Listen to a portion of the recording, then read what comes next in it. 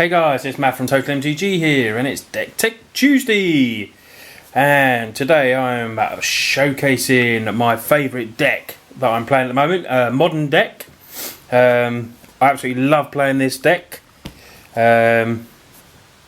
know, no matter what the meta is at the moment, I'm playing this deck no matter what. So that's just the way I'm rolling. Right, it is a Gifts Ungiven deck. So what I'm going to do is start off with the creatures that I run. Birds of Paradise, taps for any mana, brilliant card, Birds of Paradise, and a great 1-drop. We run 4 of them. Then we go on to Sylvan Caryatid. I like this because it's hexproof and it can tap for any mana, which is, you know, we're running a lot of colours here, so this is what we need. And that's a nice foily one there. So we run 3 of them. Our next creature is Spellskite. I mean, don't need to say much about Spellskite. Brilliant card, change target of spell or ability to Spellskite if they're trying to kill something else, or if they're trying to pump their guys, you know, if you're playing some kind of aggro deck. And then we run a 1-of Snapcaster Mage to get back instants and sorceries. Got Flash, brilliant card, Snapcaster Mage, probably my favourite card in modern. We run a 1-of Eternal Witness, which helps us get a target card from your graveyard back to your hand, which is also very helpful. One nice Siege Rhino. When it comes into play, you gain 3 life and they lose 3 life, and it's a big 4/5 trample the Rhino. We know all about the Rhino. And then, you know, we go to sort of our win con sort of cards. I own a Shield of Emeria. Your opponent casts spells of a chosen colour when it enters and you choose the colour. Very good against mono decks, as you can imagine. And against, you know, multicoloured decks as well. You can just stop them playing cards. Amount of times people quit when you drop an owner is very, very often. Also run a Grave Titan, 6/6 deck. Can't speak this morning. 6/6 Death Touch. That's better. When it enters, you put a 2/2 zombie in, and when it attacks, you put a 2/2 zombie in. And the last creature is the Great Elish Norn. Vigilance gives other creatures you control +2/2. Creatures your opponent control get -2/2, and it's a 4/7 Vigilance. You know, cracking card, Elish Norn. So how do we get these great cards in, hopefully without paying their proper mana costs? We'll take a look in a sec. So we draw some cards with Serum Visions and helps us scry to what we need. So we run 4 of them. Raven's Crime, target player discards a card. It's also got Retrace. You can keep doing it over and over again by discarding land cards, which obviously works well with Life from the Loam, because you can get the cards back, then dredge what you need to get into your graveyard. Maelstrom Pulse to get rid of annoying things, maybe like, you know, anything that's stopping your graveyard, like Relic of Progenitus, something like that, you know, but they'll obviously crack it off in response or something like that, but it can help deal with that. Lingering Souls, obviously great in your hand and great in your graveyard, so if you mill these in, then obviously you can still play them with the flashback.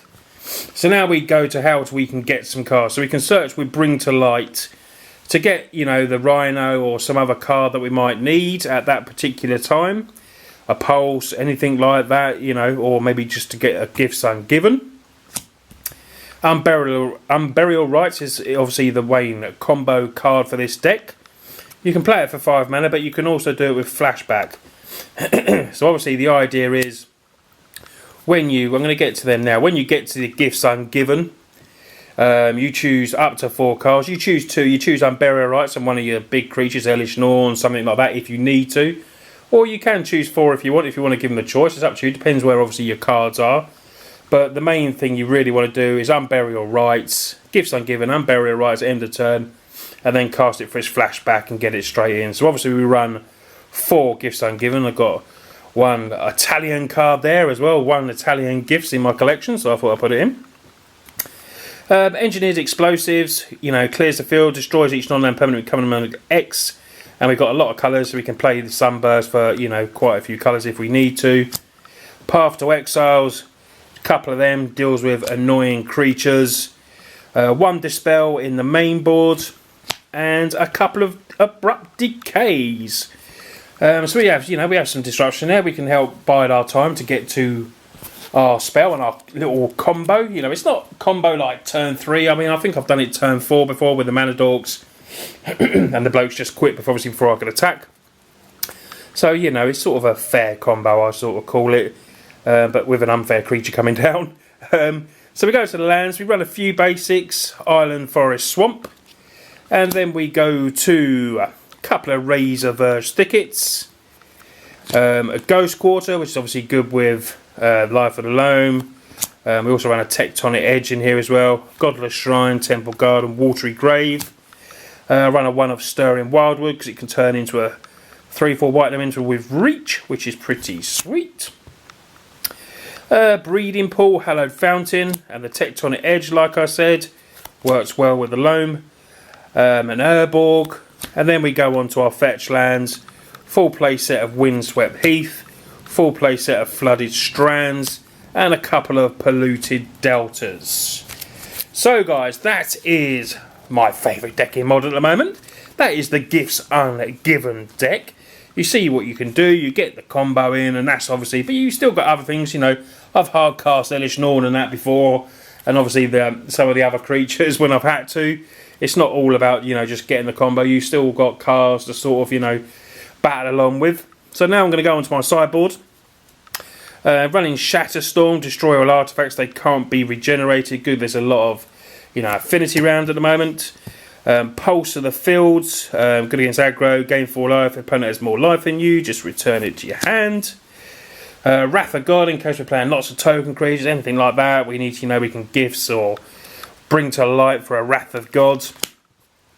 We run a couple of Worship, because obviously we haven't got that many creatures, and we don't really want to be giving up our mana dorks by blocking if we can't, so Worship is a good card. So run a couple of them. Also run a couple of Duress and a Thoughtseize. If we want to change the plan, take cards and more disruption.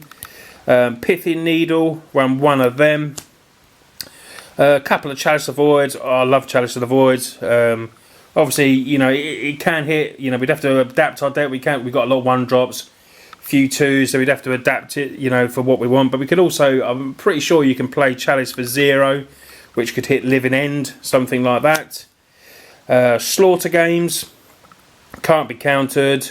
Name a non-land card, and then you get to get rid of it. Sigarda, extra creature, flying hexproof. We can't sacrifice permanents then. Our opponents can't make us do that. Great card, that. I couldn't find my other Dispel. It is somewhere, but we run 2 Dispels in the sideboard and a Painful Truce. We got, you know, we can draw more card draw X cards. You lose X life, or X is the number of colours spent to cast it. So obviously we've got all the colours. So we can draw 3 cards with the Painful Truths. So guys, this was the deck. I would definitely, I mean, it's not the cheapest deck in the world to make. Obviously no Modern deck is cheap. But I love this deck. I love that, you know, when you end a turn, Gifts Ungiven, get your Unburial in your hand and their face just drops, and you just, you know, you say, especially when you're playing mono-coloured decks, it's just hilarious, you know, playing mono-red. They got all that life down and they just can't play another spell. It's absolutely hilarious. If you can make the deck, I would definitely make it. And like I always say, leave in the comments, let me know what you think of my deck. I will be hopefully playing some Paper Magic with this soon.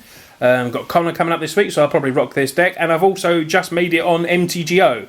So I'll definitely be getting some games in on there as... Oh, excuse me there. Games in there as well. So guys, this has been Deck Tech Tuesday. It's been a Modern week. Hope you enjoyed this video, and see you again same time next week. Cheers guys.